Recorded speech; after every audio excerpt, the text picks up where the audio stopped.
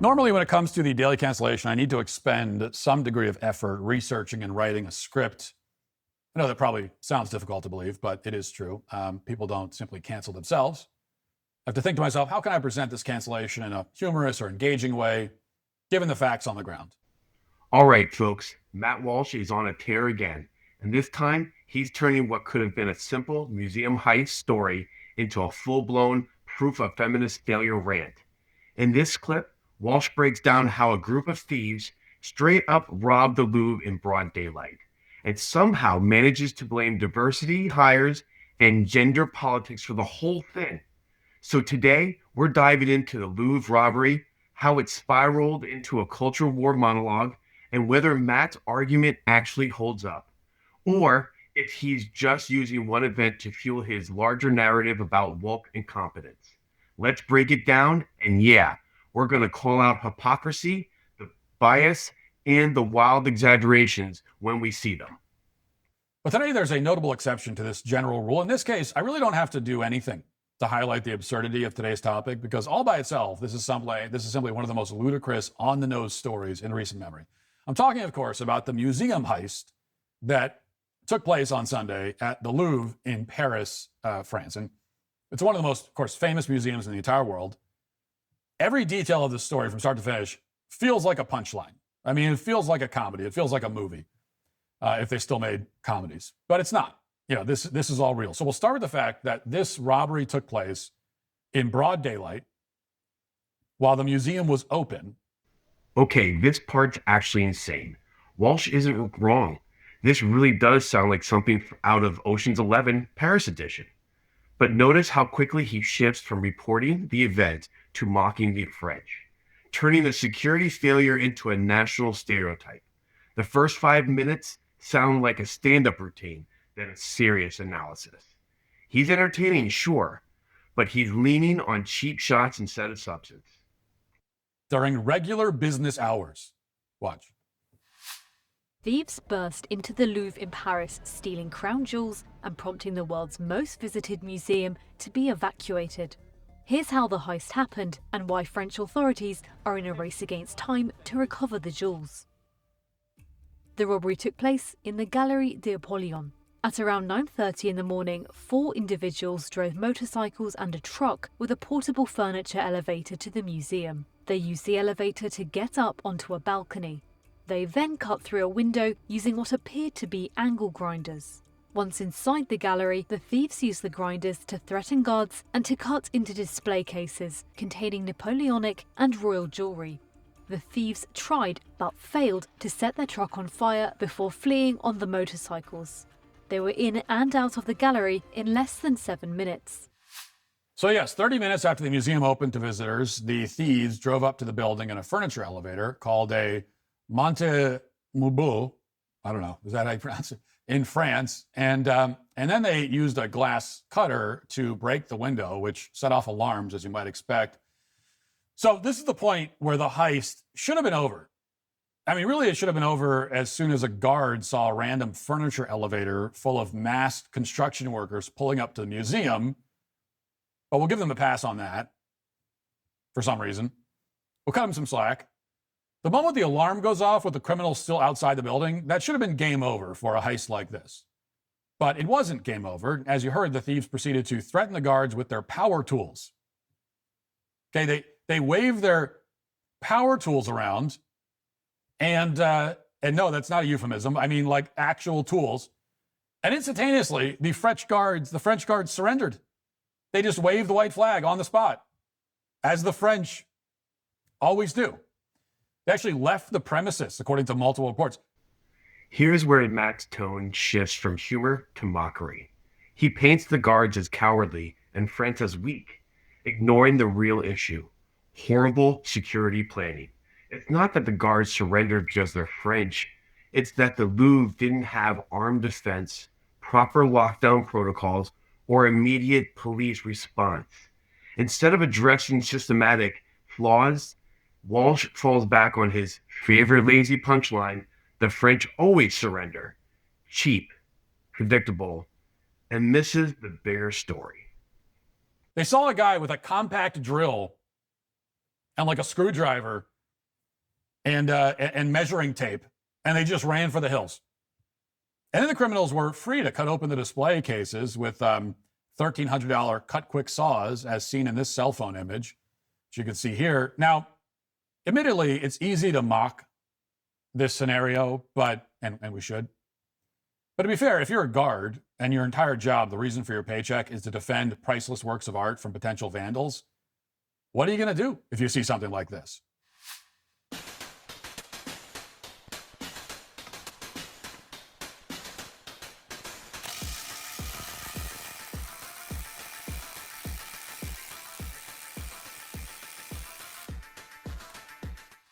Yeah, I mean, that's pretty scary stuff. I mean, obviously, there's no defense against an attack like that.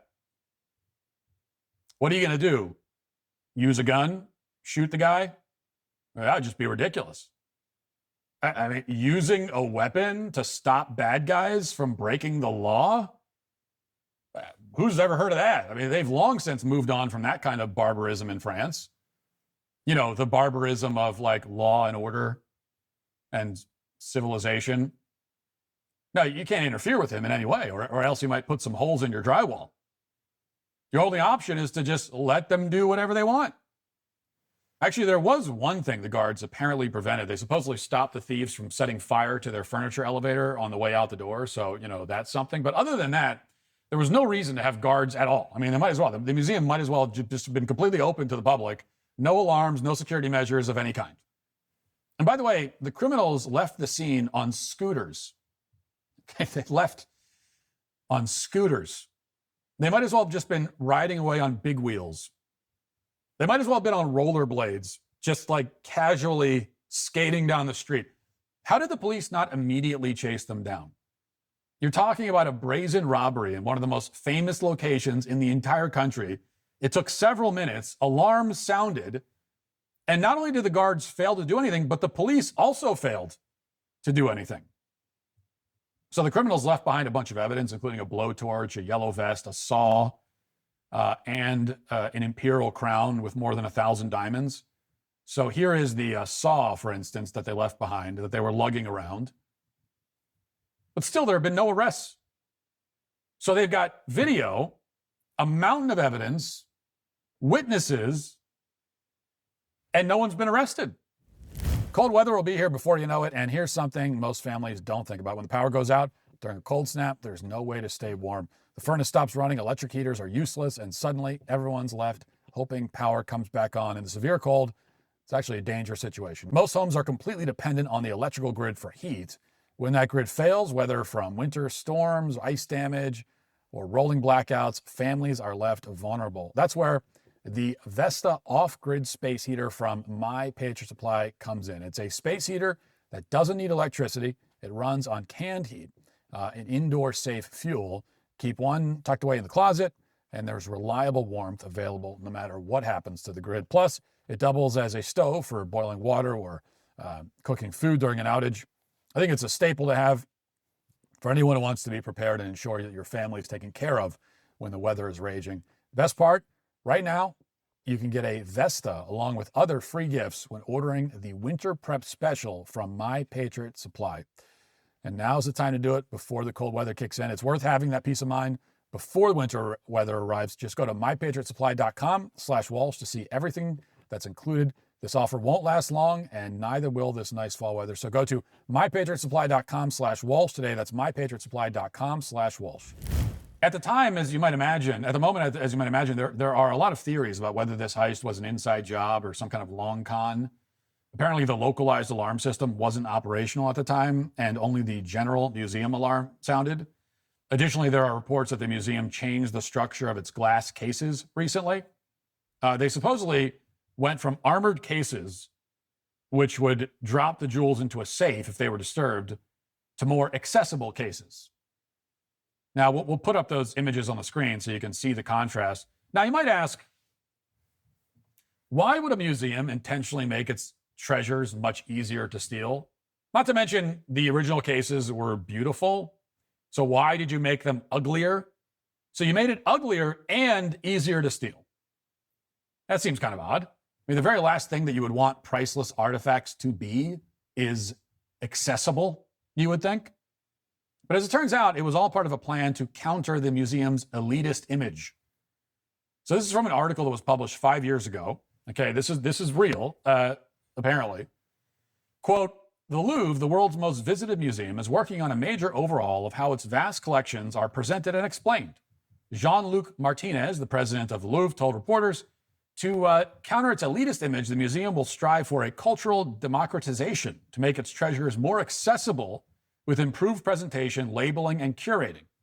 Martinez, who comes from a working class background, said he wanted to build on the outreach success of the Louvre's Outpost Museum in Lens, a poor former mining town in northern France. He said sometimes the former royal palace in the heart of Paris can intimidate certain demographics, and the museum needs to reassure people that its collections are also for them. Because this is always like, when they want to make things more accessible to supposedly like working class people, they just make it uglier. And here comes the ideological pivot. Walsh smells wokeness and immediately connects the Louvre's effort to being more inclusive with the robbery. It's a classic straw man move, twisting the museum's PR fluff into proof that progressivism destroys everything. Sure, making cases easier to open was stupid for a security standpoint, but pretending it was done out of a feminist pity for the working class people is pure spin. Walsh is analyzing. He's narrative building. Because, why would working class people want something beautiful? We don't need to give beauty to them, those plebes. That's the attitude. And, mission accomplished. The Louvre certainly became more accessible to more demographics. Now any old working class Joe can just show up and steal whatever he wants. He doesn't even have to be an elite burglar like in Ocean's 11. Just anyone at all can apply for a job as a jewel thief. And as it happens, the same principle applies to the museum's security team, apparently. So last year, this woman became the Louvre's first ever female director of security. You can see her there. Her name is Dominique Buffin, and she's 46 years old. And really broke the glass ceiling here so that thieves could, walk in off the street and literally break the glass on the jewelry cases. Like I said, it's just like too easy with this story. As it happens, Buffin was hired by another woman named Laurence Descartes, who happens to be the museum's first female director. And she also looks exactly how you'd expect her to look. So yes, in 2021, Lawrence became the Louvre's first female director in its 228-year history. And then, very quickly, she hired another woman to lead the security team in another historic breakthrough. This is a pivot from bad taste to outright bias. Matt uses a single event, a heist that could have been an inside job or just bad protocol, to a tirade against female leadership in general. He cherry picks a few unrelated women, the Louvre director, a Cincinnati police chief, the Secret Service director, and lumps them together as proof that women can't handle authority. That's not journalism or even logic. That's ideological venting. And the irony, he's mocking women for hiring each other while literally running a show that's 90% conservative men hiring other conservative men. That's the definition of selective outrage. This is not an accident. We see this all the time across a variety of positions, particularly the government and technology sector. Certain demographics look out for each other. They hire each other, and then everything falls apart. Remember, it was Jill Biden who recommended the nomination of Kimberly Cheadle, the Secret Service director who nearly got Trump killed.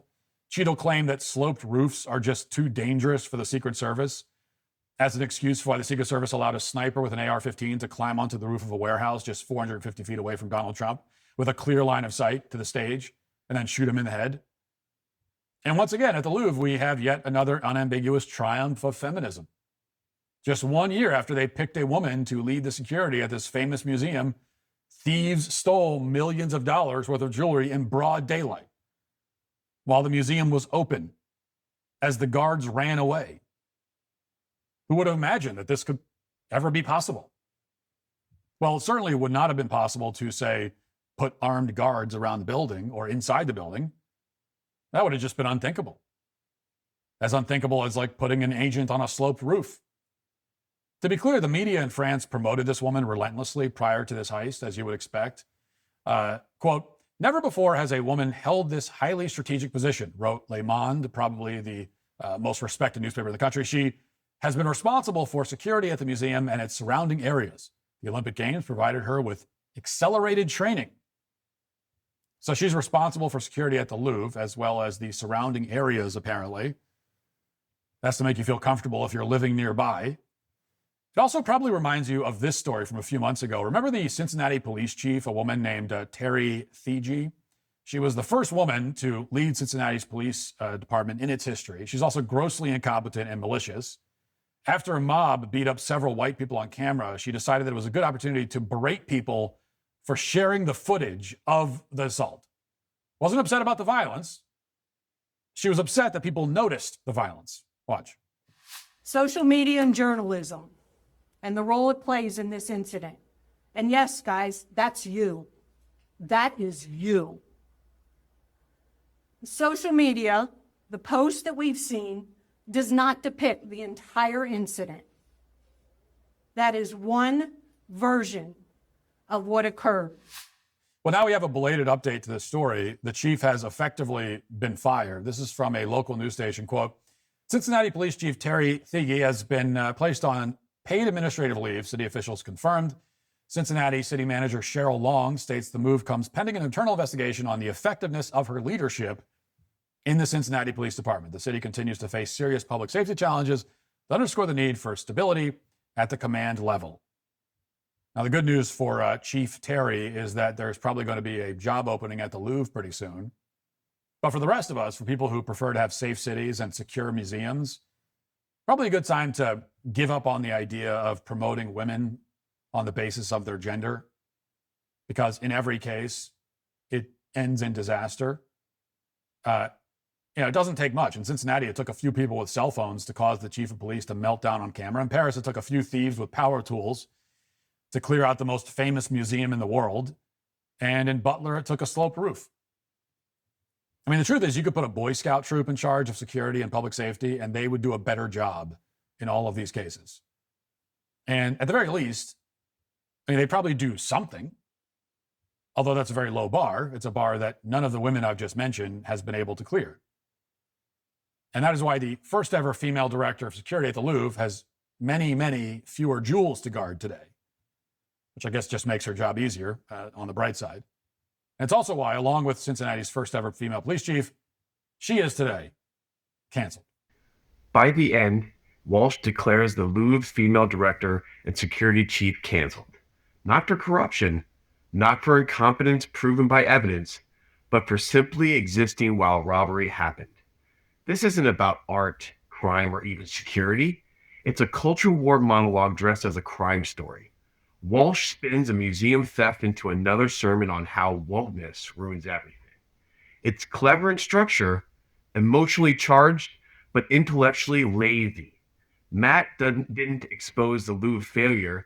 He exploited it to feed a pre-written anti-feminist narrative. He's not analyzing reality. He's weaponizing coincidence. Tell me what you think, and make sure you give a like to us and subscribe to this channel. We will see you guys on the next one.